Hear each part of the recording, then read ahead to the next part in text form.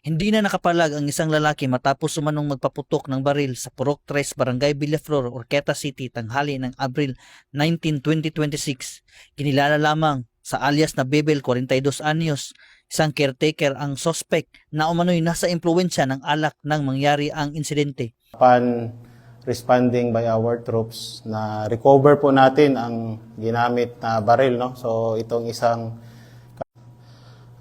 empty shells yung ginamit niya sa pagpapuputok at mga bala sa same caliber of firearm, no? So agad-agad pong naaresto ng ating kapulisan.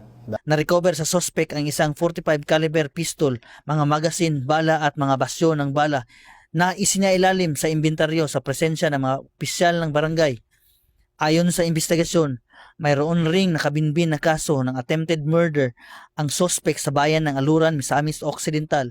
Meron siyang previous case na attempted murder, may binaril siya sa Aluran at nakuhanan din siya ng caliber 45.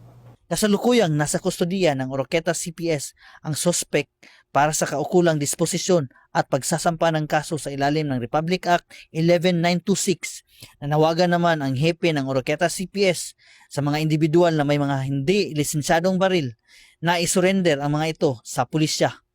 Mula dito sa PRO 10 Misamis Occidental Police Provincial Office, ako ang inyong Police News Network Correspondent, Police Corporal Riwel Gildayo, alagad ng batas, tagataguyod ng Balitang Pulis.